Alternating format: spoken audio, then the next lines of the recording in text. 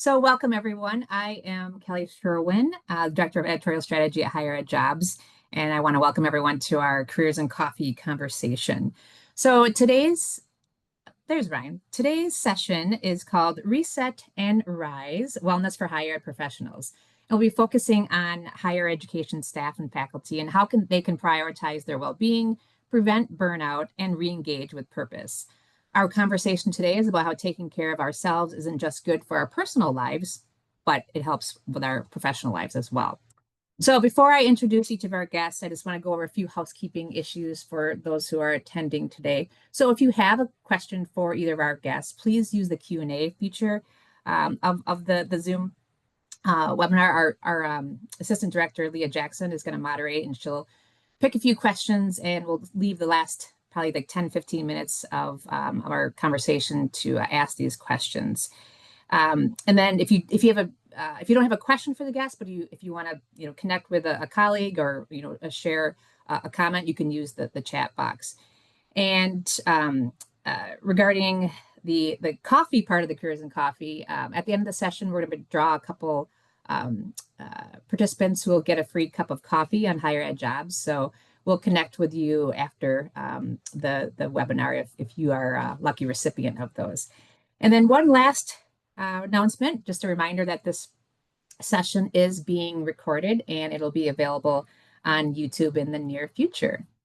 So with all of that out of the way, let's get into the conversation and let's introduce our guests. So I'm going to start with Dr. Ryan Patel, who is a psychiatrist with the Ohio State University's Office of Student Life Counseling and Consultation Services and an adjunct professor of psychiatry at the OSU Wexner Medical Center.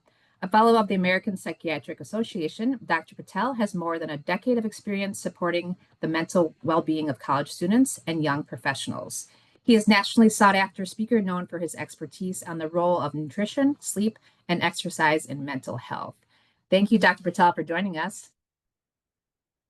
We also have Dr. Jason Lynch, who is a recently tenured professor of higher education, first-generation college graduate, and native of North Carolina. His teaching and scholarship focus on burnout, trauma, and well-being in academic communities. He has held national leadership roles, including serving as founding executive editor of the Journal of Trauma Studies and Education, and he is deeply committed to helping faculty, staff, and students thrive. Thank you, Jason, for joining us as well. So with the introductions out of the way, let's get into our conversation. So before we get into talking about, the strategies and tips that we can use, I'd love to ask both of you if we could kind of set the stage or talk about the current landscape of mental health and well-being in higher ed. Like, where are we and how do we get here? So who wants to go first on that? Sure, we'll give it a go here. Okay. First, thank you for having me, and thank you all for being here with us today. It's great to be here on this very important topic. So just kind of thinking about, how did we get here and what's going on?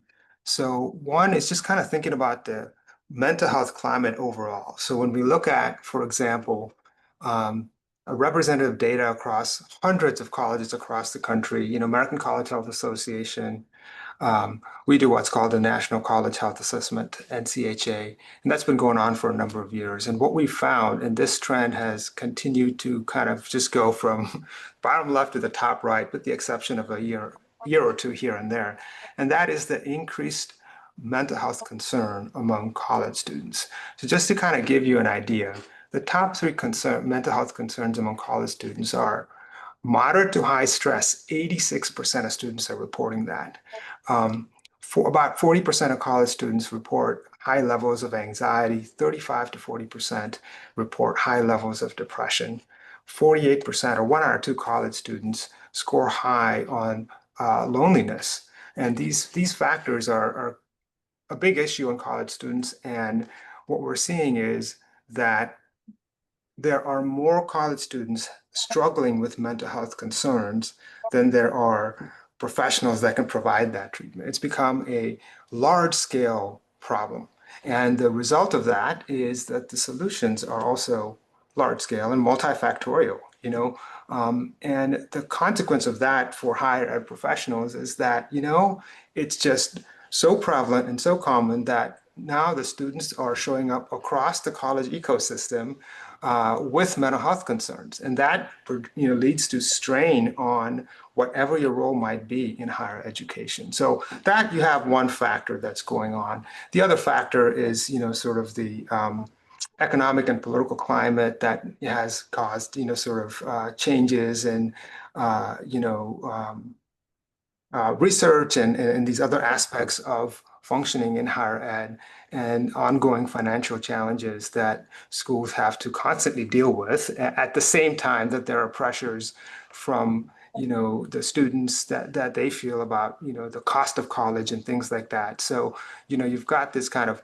financial, economic, political, mental health pressure that's kind of led to a kind of a recipe that leads to high levels of stress in higher education. So those are some anyway. Thanks, Ryan. I think from my perspective too, I would echo all of the data that Dr. Patel shared. I think it's interesting. So I'm teaching an introduction to higher education class this semester, and the first half is always about the history of higher ed. And every time I teach the history of higher ed, it reminds me that this problem isn't recent, right? This problem has been going on for decades, and it's systemic. It's a wicked problem, right? For those who are familiar with wicked problems, we know that they're complex. They lack structure, definition sometimes, and they're made up of other wicked problems. So this idea that we're looking at today around staff or faculty staff well-being and self-care and burnout and all these things are one wicked problem around a larger systemic issue in education.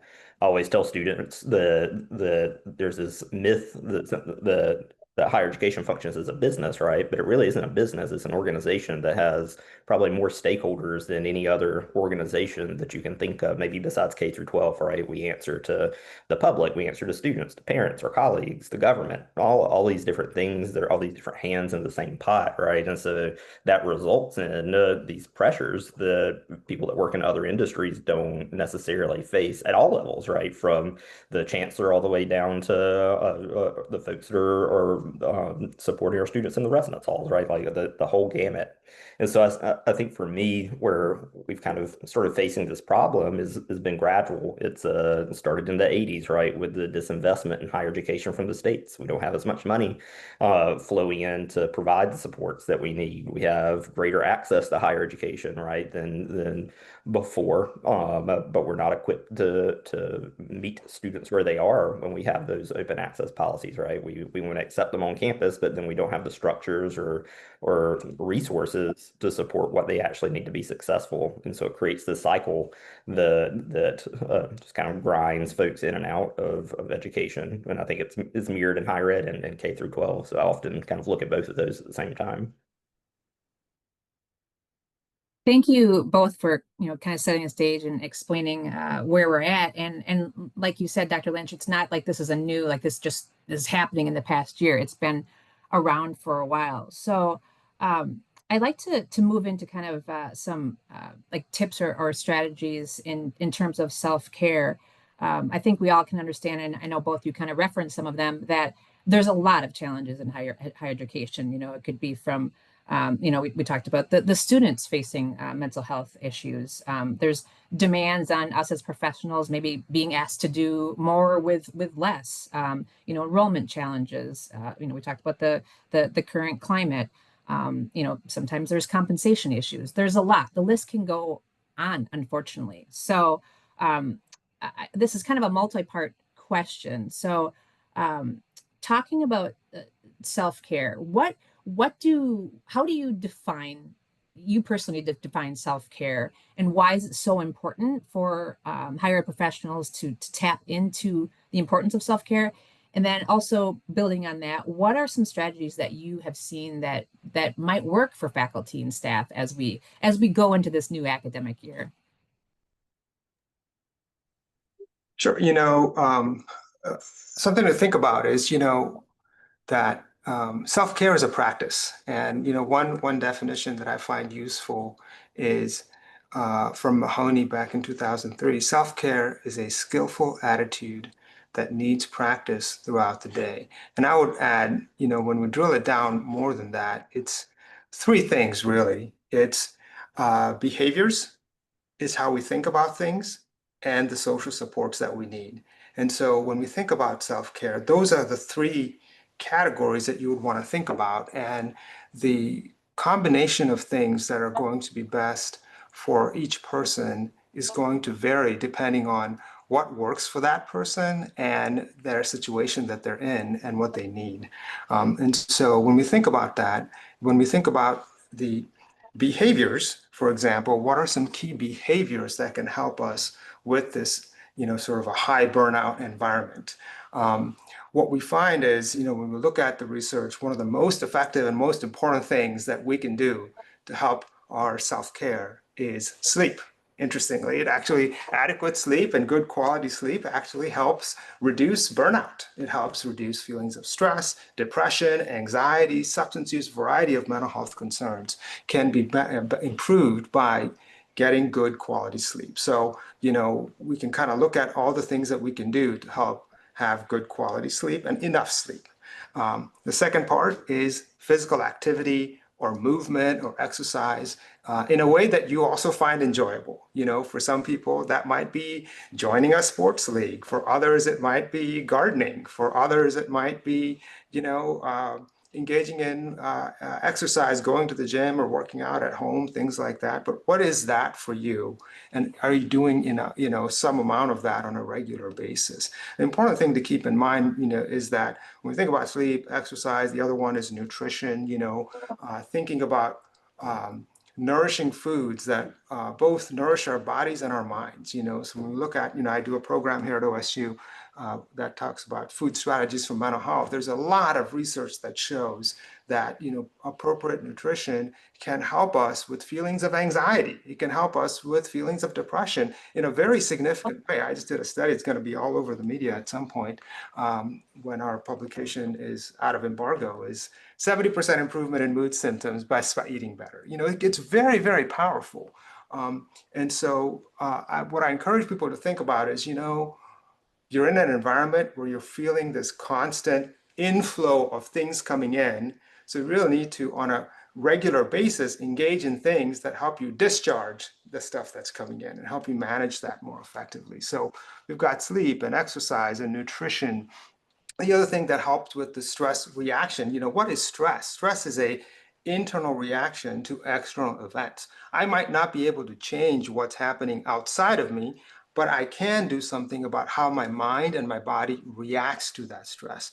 And so while these things help in a restorative sense, things that can help modulate that reaction are things like, mindfulness meditation or yoga, or being out in nature. It doesn't have to be a formal meditation program if that's not something, you're into, or your mind doesn't work like that. Okay, there are other ways of, being in the present moment that you can practice, and those are beneficial things. That's from an individual level. We think about kind of the social support things, and that could be a trusted peer that you connect with on a regular basis that from work. It could be from your community setting. It could be from a professional network, and that's a great place to find sort of commonalities in common networking, advocacy, and support for each other. And that could be really very powerful. Somebody who gets what I do and gets the challenges that I face, and I also am able to support them. And so it becomes sort of a you're in it together kind of thing. So there's that, cognitive part of things, social support. And then the other part of it is, having perspective and keeping stock. And so, yes, there are challenges. Why am I doing what I'm doing? And what is the long-term benefit of that? So a good frame is, for example, every student that I see wants to get better, and they're going to want to graduate and become productive members of society. So every person that I interact with, I have that frame, right? And that frame helps me think and contextualize the day-to-day challenges and struggles that I might have in regards to the system that I'm in or the problems that are occurring on a campus level. So thinking about what is that value and meaning to the work that you have, and how does that fit into the bigger picture that can help us kind of maintain and kind of practice perspective. So those are some key things that are beneficial. We can talk about other, sort of system level things a little bit later on, but I'll pause here. I mean, I'll echo Dr. Patel's data points with a quick anecdote. So I think it was 3 or 4 years ago. I went in with symptoms of ADHD to a psychiatrist and ended up getting diagnosed with major depression. Right, so I went on the medication and everything, and I ended up having a physical, and I forget exactly how things transpired, but I ended up doing a sleep test, right? So it turns out that I had major sleep apnea. So I started using the CPAP. It was luckily it was covered by insurance and everything. Within 3 months, my because even with the antidepressant medication, it went from like major to moderate, and with the CPAP, went away. Like for my scores have been at zero since probably about week 6 of using the CPAP. And so I think that just echoing the what Dr. Patel was saying around like sleep does matter, right? And restful sleep, the type of sleep that you were getting really matters because I was sleeping for the amount of hours that I was supposed to, but I wasn't getting the kind of sleep that I needed, right? I think what I would add, kind of to what, well, I guess revisiting the definition that Kelly was asking, her, what is self-care for me in my own words? I think that for me, self-care is really kind of listening to your body's wisdom. I think that I was a staff member for 10 years before I became a faculty member. I primarily worked in residence life in colleges across the country. And I think that for a long time, I was very disembodied, right? I wasn't paying attention to what my body was trying to tell me. It was trying to tell me a lot of different things that I was burnt out. I was experiencing secondary trauma. I was lots of these things that were going on. I think that takes a first step of being that's really as Dr. Patel talked about mindfulness, right? Like that's really one of the big things about why that practice is so important because we get trained in higher education and American society at large to be disembodied. That we're trained that we got to go to work and we got to put work first and all these other things, right? Then we don't have time to be human. And I think that's the first step. But I also want to recognize that I think that particularly within our definitions of self-care, that self-care is a privilege in higher education. I don't think that everybody gets to practice self-care in the same ways. I think that I'm a tenured professor now. I can practice self-care in lots of ways. I can push back. I can set boundaries. But I tell you, whenever I was a staff member, a first-year residence hall director, there was no way that I was going to do any of that because I thought that I was going to get fired. And I think you add on different layers of identity, right? You have a woman of color that is just coming out of a graduate program in a high-stress job, res life conduct, something like that. There's no space given to those folks, right, to be able to practice these self-care best strategies. And so I think to Dr. Patel's point, as we were getting into this, I think the bigger discussion is around systemic issues and work culture in higher ed versus I mean, it's important. I was telling them before the webinar, I think I have a burn the candle from both ends sort of mentality around this, that yes, it's important to understand and practice self-care. And we need to have a really serious discussion around the system and culture that would allow those practices to happen to begin with. Thank you both so much for that, explanation and your insight on that. And Jason, congratulations on your better sleep. That's fantastic. And Dr. Patel, please let us know when that research is out because that is extremely interesting. But both you guys bring up some good points. And Jason, when you were saying that you went in and figured out that you had this sleep apnea problem, but you wouldn't have known that if you wouldn't have gone in. So, um, and you also both said like self-care is it's very personal. Not all of us have the same ability. Like you're saying, it's a privilege. And Dr. Patel, you're saying we have to do what is best for us. But continuing on this self-care, but then also like the bigger picture of taking care of ourselves. Um, what what do you say? And I don't want to pick pick on men, but like sometimes men will sometimes say I don't have time for it, or it's weakness, or I can't do that means something's wrong with me. What do you say to people that are like, kind of have this mentality of like, no, I can't go ask for help, or I can't take the time to practice self-care? Do you have any thoughts on that? Yeah, one is, thinking about quality over quantity. So sometimes it could be engaging in something you enjoy doing, okay, and you really like it, and you look forward to it, and it's something of your choosing. So an example of that might be, you know, let's say you enjoy sports. So let's go with the men example, right? You like football, and there's a game on Saturday. Could you work towards, adjusting your schedule so you have that event that you're looking forward to? It could be that you have a project that you're working on at the house, and you want to, I don't know, put together that coffee table or something like that. But you really want to do it. You've been wanting to do it for a while, and you're looking forward to doing that. And you spend 20 minutes doing that.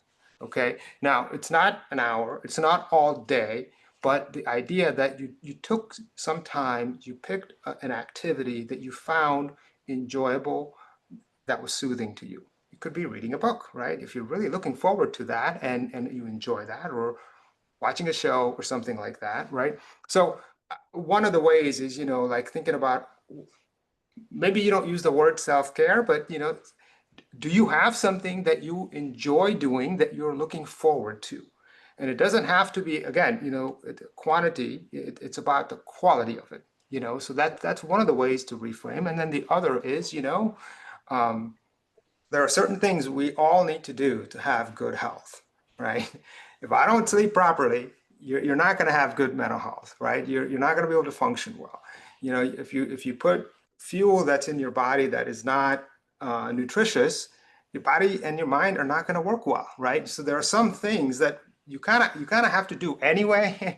Might as well do it in a way that kind of helps you out, so that will be a different way of thinking about these daily behaviors, and then also thinking about these occasional behaviors, that are also important. So, sometimes it is important to think of it, how you frame it and how you discuss it and how you view it, right? Do you view that as a weakness, or do you view that as something that, we all, that you need to do so that you can function well, right? And who doesn't want to feel well, and who doesn't want to function well, right? So that's kind of the idea. You change the oil in the car, you rotate the tires, you put the air in there so that your car works properly. Well, if you don't do that, you're going to have a flat, or it's going to mess up the engine, those kinds of things. And then you're going to have to deal with a bigger problem. So, those kinds of ways sometimes can be beneficial, especially if, somebody's kind of viewing those as kind of a point of uh, deficit or weakness. Can we think of it as more of a strength? Yeah. I mean, I think that self-care is or environments that allow and support self-care is an ethical issue, right? To what Dr. Patel is saying is that if you don't practice self-care right, you're not actually living up to your potential. Your body's surviving off of stress hormones at that point. Your your body's in a reactionary state versus being able to think completely creatively and big picture, right? But I think that kind of to your point earlier, or your question earlier, Kelly, around like what do you say to folks that say that self-care is a weakness, or like I don't need to practice self-care?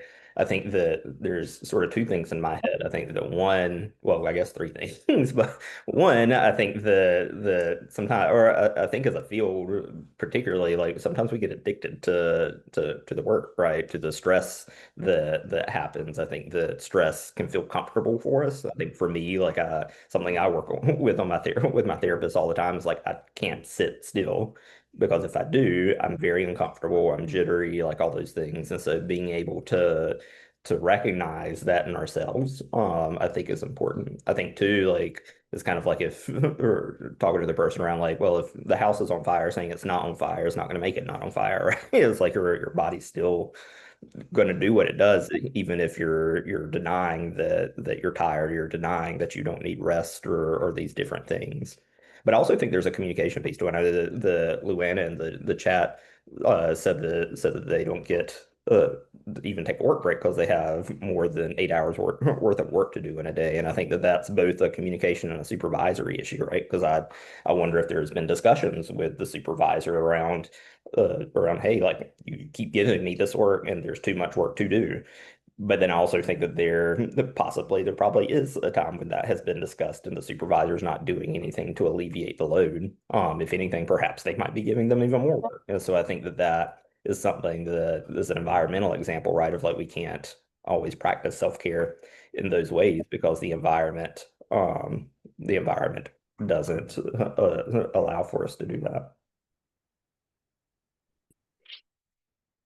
Thank you again for both of you for those explanations. And I also I wanted to add on, Dr. Patel, thank you for the comment regarding kind of we're all in this together. I love that advice. I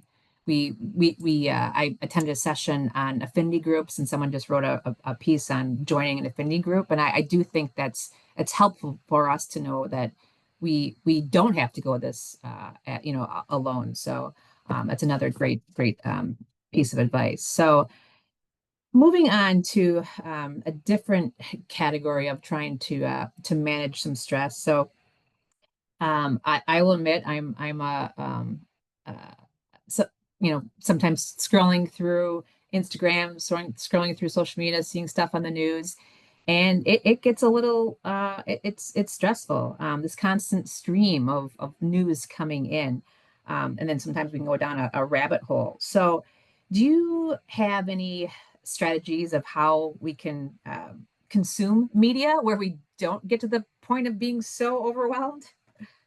100%. So, in fact, I've numerous conferences. I did one at ACHA on specifically on technology and mental health, digital wellness, and just to kind of give you some perspective on this. So, there's a number of research studies that are showing that the once you get past that first hour, every additional hour of discretionary media use. So this is things not related to work, discretionary media use, social media, video games, YouTube, et cetera, news, all those things have a negative effect on our mental health. And so thinking about, can you, and what I talk about, I hope to share a resource with you, what I call a personal media plan that I developed using best practice guidelines from the American Psychological Association and the American Academy of Family Pediatrics, along with the available research that was available. And I kind of put it all together. And what are some best practices? And so I'll describe some of them. But one of the key ones is this duration. So one thing that I encourage the audience to think about is, can you think about setting a limit on how much time that you do for discretionary media time? And the reason why setting a limit would be beneficial is if you set that limit, say for an hour, like I mentioned previously, you may find, sometimes a little bit more, sometimes a little bit less, but it will force you to prioritize. What is it that I find useful of this discretionary media time? And do that. And then it will also then help you maybe let go of being constantly checking your phone, constantly, if you find yourself constantly, busyness and that entertainment, I need to have something right now, and, kind of this being on all the time. And instead, to use that, transition time when you're walking or you're driving or in between appointments and things like that, to kind of stop, pause, breathe, and collect yourself. And that can have a benefit for your mental health. Similarly, by having a time limit, that will also then force you to think about taking care of yourself and enjoying life in other ways that may be more beneficial. One of the key things to think about is, we're all kind of, if you think about it, in the knowledge field, right? In many ways, regardless of the job you have in higher ed, for the most part, you're going to be involved in looking at the screen and reading words and typing words and writing and these kind of cognitive processes. So if I do that and go for entertainment using a cognitive process, I'm kind of using a lot of the same brain muscles and eye muscles and all those kinds of things. And that may be not as restorative. And so we think that's one of the reasons why, sort of excessive discretionary technology use seems to have a negative impact on our mental health, regardless of the type of content that's consumed or the type of activity that's done. So thinking about a time limit, and then again, thinking about what are some best practices, trying not to use your phone at bedtime, um, trying to set quiet hours when possible. Sometimes your job may not allow you to do that at nighttime when you're trying to sleep. You may be on call or something like that. But, you know, setting aside time for adequate sleep, setting aside time to prepare your food and just eat mindfully as opposed to eat and have the TV on, those kinds of things, right? So, and then the last thing that setting a time will help you do is think about what's called mindful technology use. You know, how was I feeling before I used the thing? How do I feel afterwards? Was that good or bad for my mental health? And you can kind of adjust the dose accordingly. Similarly, you know, there's a lot going on in our world, right? So we kind of do need to be informed, but thinking about, can I be informed, but up to a point? You know, do I need to check the news multiple times a day, or can I batch that and do it once a day and then maybe later on, and kind of adjust that dose depending on how you're feeling, you know? So it's not exactly, you know, I wouldn't say you don't have to be robotic about it, but you can kind of use that kind of mindful reflection on how it's making you feel and then adjust your dose accordingly. Sometimes you may find with everything that's going on, you know what, you need to take a break from technology and just not do that, you know, because you're doing enough for work, and maybe you need to reset and restore, use that time. Other times you might find that, hey, you know what, I can spend more time and I can binge watch a show, or I can, you know, watch a game and it's a several hours and things like that, because, you know, I'm in a place that I can do that, you know. So that's where that mindful self-reflection and mindful technology use can be beneficial. There are a number of other strategies, but I'll try to provide that resource as a link later on. Yeah.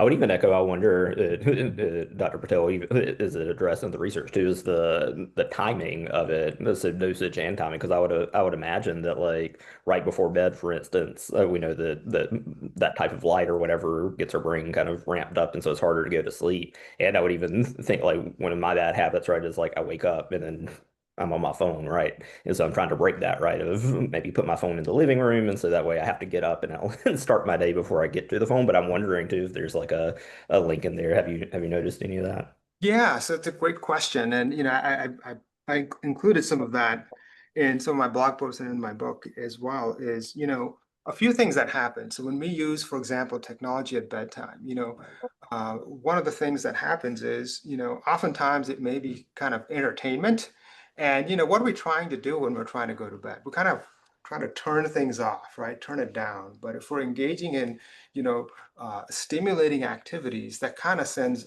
an opposite signal to our brain, you know, and so that can have an effect on sleep. So I got to stay up. I got to see what happens. You know, oh, this is so entertaining. You know, 10 minutes turns into 2 hours or something, because I mean, it's just going. It's captivating. You know, so there's that displacement of time that occurs, because that time, instead of kind of winding down and turning off, we've now used for sort of a stimulating activity. Second is kind of this hormonal effect, you know, instead of my turning things down, my cortisol is now up and I'm excited, and that can be hard to hard to fall asleep. And then the last aspect is that light exposure. Definitely research showing, about 27 different studies actually showing that light exposure at bedtime delays our ability to get quality sleep. And so that, you know, when even if you were to turn off your device after just a few minutes, you may find that actually it's delaying your ability to get quality sleep, and it's taking you longer to fall asleep. So now you're laying and you're trying to sleep, and you've lost some time there that could have gone to deeper stages of sleep. So it's definitely a thing. And then, you know, thinking about it in the morning time, on the one hand, bright light exposure in the morning time does help with falling asleep at nighttime. On the other hand, you know, if it's, you know, bright light exposure in the morning time in the form of technology, it may have an effect of kind of, number one, just you woke up, and instead of having kind of a clear, quiet mind, it's already kind of stimulated really fast. And the second part of it is it may kind of make it so that it's less, it increases a little bit of your distraction for the day, you know. So what do I have to do? And now there's more kind of mental chatter that you have to kind of sort through as you think about the things that you have going on in the day. So there's definitely something there. There's a lot of people who find, for example, within that first few minutes of waking up, to engage in sort of a meditative practice, or, you know, what they you know, way back when, what Ben Franklin used to do is get up at 6 o'clock in the morning. First thing he did is he took some notes on how he was feeling, And then he thought about what are some things that I have to do today and what is really the key thing that I need to focus on today, realistically. What is realistically the thing that I can do today based on my schedule? That itself can have such a powerful centering effect, and it also can help reduce the feelings of overwhelm. Oh my gosh, I have so many things to do. When am I going to do all this? Well, I don't know, but realistically, today I can do these things. So as opposed to if I just go right into that sort of what's going on, oh, let me check what's going on, that kind of thing, we may be more likely to be led astray and also kind of lead to feelings of overwhelm. Well, and I think in that same vein too, particularly in the morning time, like it's all about, or it's kind of about content as well. So like if you're waking up and you're like, all right, well, what fresh hell awaits me right now in the news? I think that from a trauma perspective, right, that's sending your body into fight or flight at the very beginning of your day, or even if you're doing it at night too, on top of the sort of technological piece, like your body feels threatened, your mind feels threatened because you're reading these things, right? And so I think that there's a balance, right? Because we want to stay informed, but also how are we practicing that self-care, right? And mindfulness as we're consuming that. I think one thing that I tend to talk with my students about a lot is our sphere of influence, right? And that I found that that's really helped me as of late in our political climate and the state and federal level is the sort of model that I come across is that you have sort of your sphere of control, and those are the things that you can actually act upon, right, and change. There's your sphere of influence where you can't pull a lever and control things, but perhaps you can influence them in some way. And then those are the things that concern us, but we can't do anything about, right? And so for me, trying to, if I read, so for instance, I identify as a gay man, I'm married, and so all the stuff that's going on right now with threats to gay marriage, like that sends me sometimes. And so I have to remember, right, well, what is it that I can actually control in my environment? What are the things I can influence, and what are the things I just need to keep abreast of, but I don't need to put my energy there, right? And so I think I think those are some kind of simple things that you can do to manage what you are consuming during that time. But I think rolling back to what Dr. Patel was saying is like, all right, like don't feed the monster, right? If you want to set an hour to your day to catch up on the news, leave it there. Don't spend 4 hours doom scrolling and all of that, right? Yeah, and like you might have some FOMO and things like that, but another way to think about it is, and I learned this a long time ago from one of my colleagues. They said, if it's that important, you're going to know about it because everybody's going to be talking about it. So you don't have to necessarily be constant connected to the discretionary things. Now, sometimes, with the caveat that if your job requires you to be in constant contact, you may have to do that specific to your role. But even there, think about those limits when possible. Well, thank you both for those wonderful reminders. I will admit that some of the negative things that you've mentioned, I do. So I think I'm probably not the only one that needs to work on breaking some of these habits. And I do appreciate Ben Franklin that strategy of kind of breaking it down into like digestible components of how you can tackle your day. I think that's great advice. So moving on here to what we can do on campus. So I know you guys are both on different campuses, and everyone watching today and listening later, we're all different sizes and types of campuses, across the spectrum here. But what are some typical resources that you guys would advise that a faculty or staff member could turn to either on campus, or maybe it doesn't even have to be on campus, if they're feeling overwhelmed or isolated? But then I want to add on to that because we do have a lot of people who here listening today that are in the leadership role, a director role, management. What can leaders do to support their teams in terms of like encouraging or um, I know we talked about earlier about, someone reaching out to their supervisor, but, I guess it has to be kind of a two-way street there. So what advice and support do you guys recommend? I mean, I think I mean, you're right to bring up context, right? So, I actually live in Durham, North Carolina. It's about 3 hours away from Boone, where Appalachian State is, and it was sort of a purposeful decision around some of that because I think for me, a lot of self-care comes from community and being out and about and things like that. I have a very strong community where I live, and so to uproot that and go up the mountain, so Boone sits on top of the mountains of Appalachian in North Carolina. There's really not a lot of people there outside of the students. And so I know from colleagues that work there as staff and faculty members, it's really hard to, if you're not born and raised there, it's really hard to find grounding and social support. So I think that's one thing to know about yourself, right? Is you're thinking about either making a job move or taking a job. Like, is it a place like at your age and stage in your life? Like, is that a place that you want to be? When I was younger, yeah, I'd pop around all over the place. I lived in Berkeley and Tennessee and all these places, right?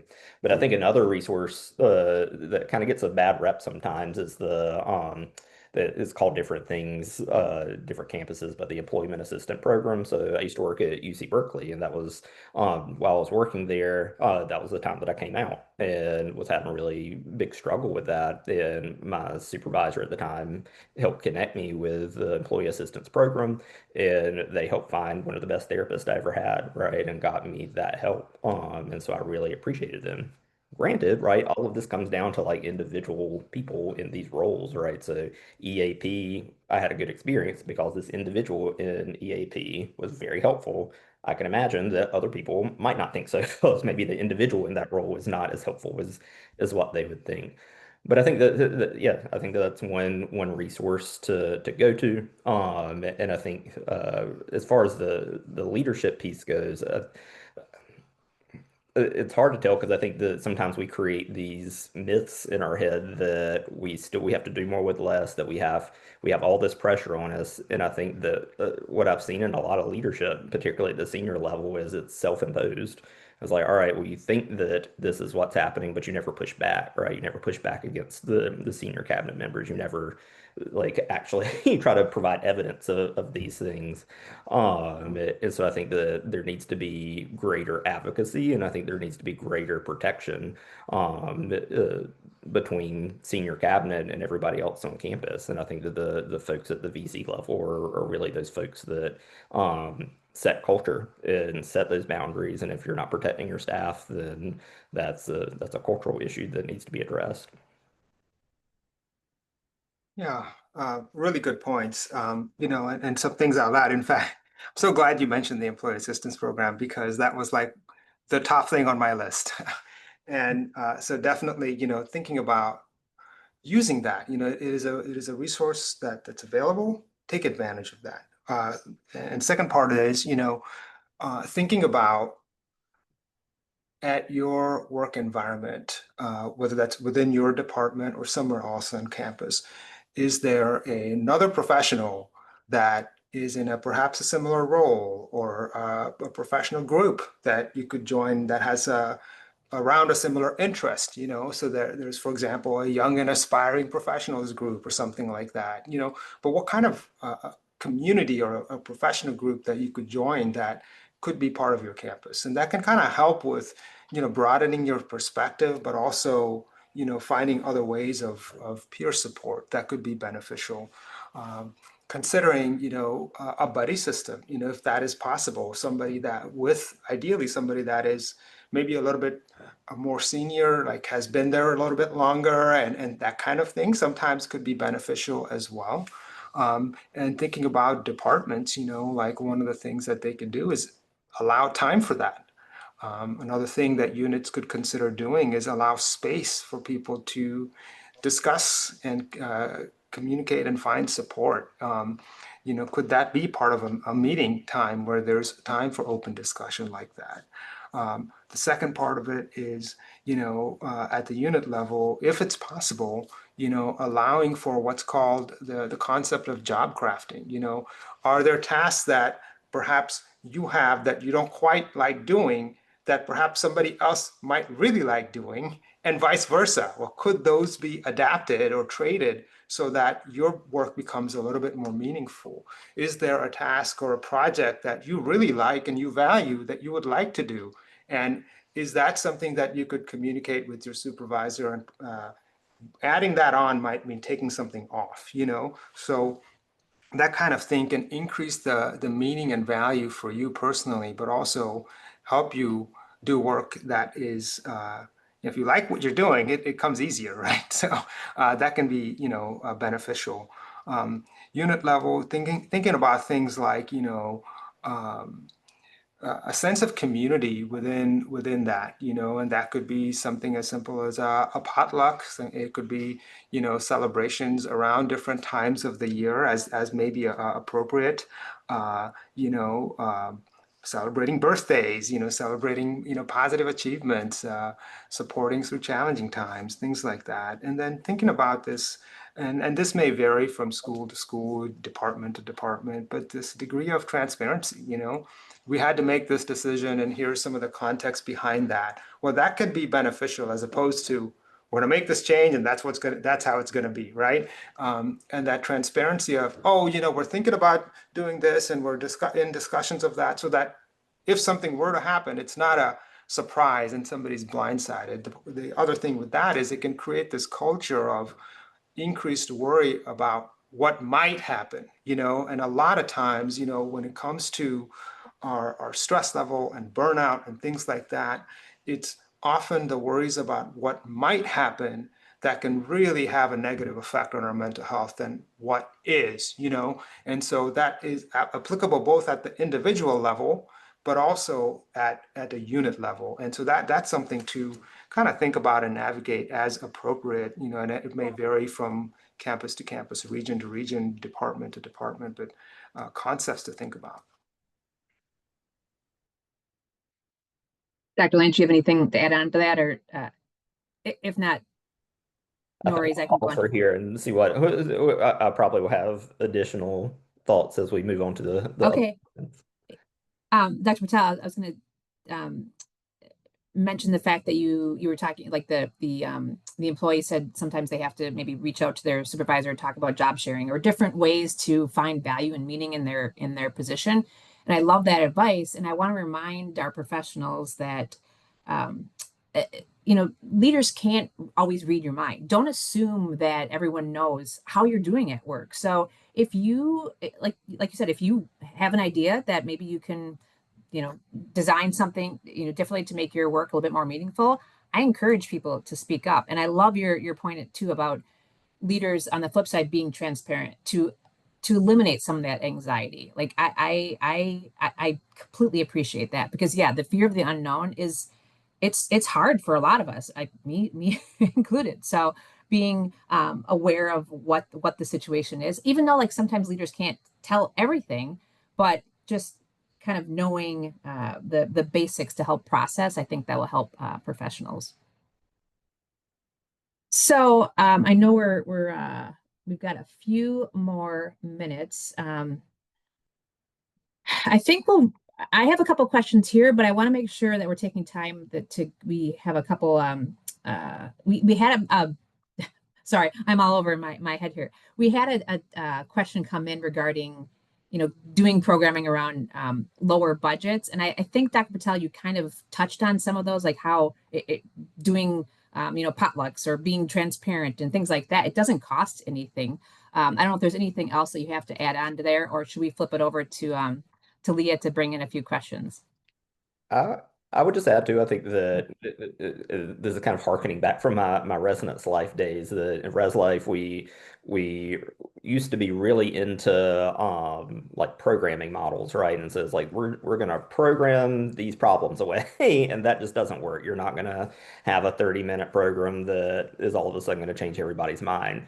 what they do now is, or a popular technique that's kind of proliferated through student affairs at this point, is a curricular approach to some of these strategies, right? From a more systemic level. So take an employee, for instance, from uh, onboarding through whatever time period you want to say, or like maybe from beginning of the school year to the end of the school year. What are hot points? What are touch points? What are like doing some journey mapping to see what their experience is, and then having interventions or seeing where policies are creating those hot touch points or whatever throughout the year, and being able to adjust policies or things like that. I know that, for instance, whenever I used to work at a particularly large school in the South, I was at my a resident director position. Whenever I was on call, I was still expected to be in the office at 8 o'clock in the morning with the occasional phone call to make sure that I was still there or showing up. And so I could be handling an emergency till 5 in the morning, have to go to bed for a couple hours and be in the office, right? At this particular school too, we also had to do drug searches. So you would call the dean of students office and they would give you a warrant and you go do a complete drug search in a student's room. Those things aren't healthy, right? And I think that had senior leaders been able to be open to understanding the experience of employees, or actually intentionally going through and mapping out what those experiences are for patterns, I think that that does a lot more for changing culture and assisting people than a pizza party or some 30-minute workshop on something, right? Thank you. Great points indeed. Um, well, I think I'm gonna flip it over to Leah. If you want to join us and bring in some questions from our audience, we'll have a few minutes for our questions. Hey, thanks, Kelly. Well, I think first we can cover one of the ones that came in through the live chat today. It's what are some interactive activities that can be incorporated during the school cycle for students and faculty and staff in regards to limiting phone and social media use? I know we talked about limiting it a little bit, giving yourself some boundaries. Could you talk about what are some things that can be done in the school cycle for students and faculty and staff? Well, that's a tough one because, we can't mandate things, What we can do is inform students of the consequences of excessive media use, and how that is not benefiting your mental health, whether that's depression or anxiety or stress or focus or sleep. So that's something. Another thing that can be beneficial is, encouraging others to look at their, a lot of phones now have this, digital well-being report, right? And then, in thinking about that self-reflection of, okay, did I make enough time for sleep? Did I make enough time for connecting with others? Did I eat mindfully? Those kinds of things. And then did I accomplish my work, whether that's homework or classwork and things like that? And then if you set aside some time for entertainment and you chose to do some technology work, that's a little bit different than I'm going to use every free time I have to do this.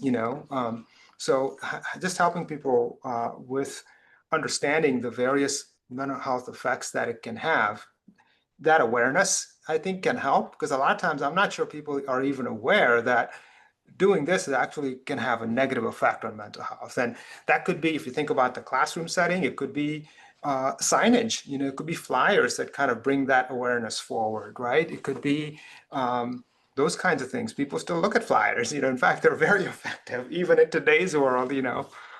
So that could be, it could be, in the curricular programming where we talk about digital wellness and things like that. If you think about in the RA Res Life Hall setting, that could be part of one of the programs of what is digital wellness and why is that important.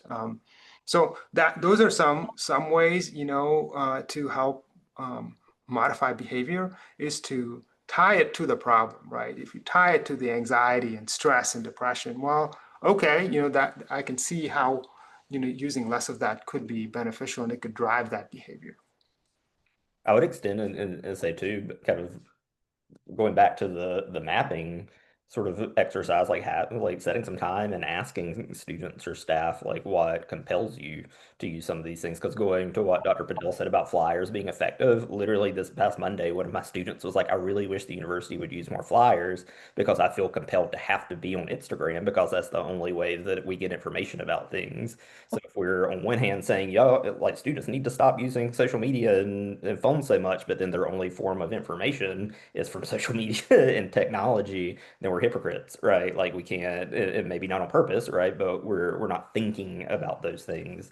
So I think the figuring out where old school stuff is still effective, I think is going to be really important. So yeah, ask it. I think again, burning the candle at both ends. Got to teach about digital wellness, and we need to figure out how we're unintentionally requiring folks to use that technology or be on their phones. Like even from a staff perspective, like if as a supervisor you're requiring your staff to answer emails at any time or needing a response within the hour, then of course they're going to be on their phone 24 hours a day checking their email, right?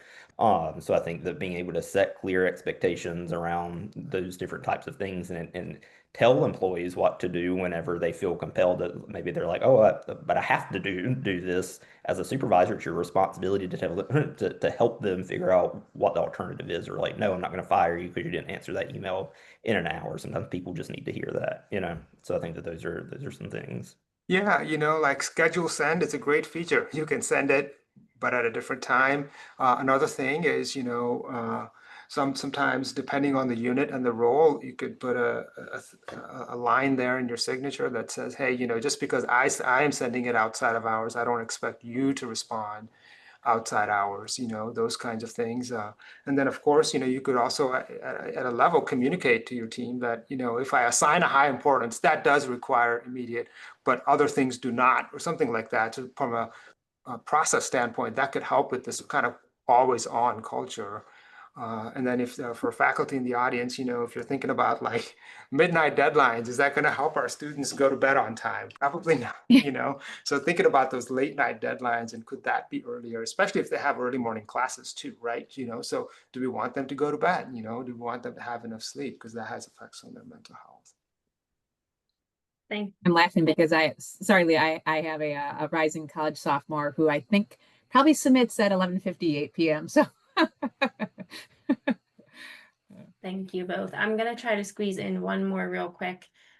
We did get a question about managing your mental health and wellness while when you're in a role with wearing multiple hats. I think Dr. Lynch, you mentioned earlier the comment that came in about not even getting to take a lunch break. For those people that are just stretched really thin, wearing multiple hats, are there any tips or advice you can share for people who are pulled in a lot of different directions? I think for me, I recognize again this is very campus or institution type specific, right? A lot of our smaller private institutions, folks have to wear a lot of hats. But where I think I would offer some advice, is talk to your supervisor and ask them to sit down with you and prioritize, right? Like what comes first? If I had like if three things are going on at the same time and I have to make a choice, from your perspective, help me figure out what the priorities are, and you'll start noticing patterns with that, right? So something this is just kind of take a lower a lower rung, and I think that having that transparent discussion with the supervisor about like well, what happens if I have to put something as a lower priority. I think that earlier they were I forgot who said it, but kind of talking about like we're in this constant culture of urgency. And to be honest, in higher ed, there are some areas that are life and death. Like I worked in residence life, like I said, and that those can be very life and death situations. So does Dr. Patel's job.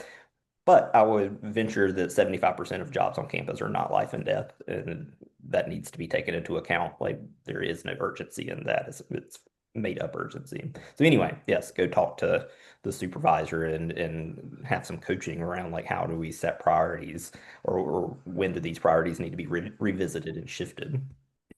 100%. And like if you get asked or if you get pulled, I can take that on, but I'll have to, what would you like me to take off so that I can do this, right? So now, it's not just, oh, well, I'm just going to keep pushing it on you, but there's that, you're conveying this is where it's at, like it's all full. So to take something else on, I'll have to take something off. The other is yes, and I can do that 2 weeks from now, because what I've got going on has completely filled my schedule. So some of that is assertive communication, but also in a manner that I can help you out, but it may have to be in the future. And I think that can help with kind of creating some boundaries and more effective communication to work with your supervisor. I love that advice. Well, I wish we had more time because this conversation has been so wonderful. I hope our listeners have benefited from it as well. So, Dr. Lynch, Dr. Patel, thank you so much for your time. And thank you, everyone, for joining us today and those of you listening after the fact. So, we hope to see you again for our next Careers and Coffee conversation. So, thank you again, everyone, and take care. Bye, everybody. Thanks. Thanks. Yeah.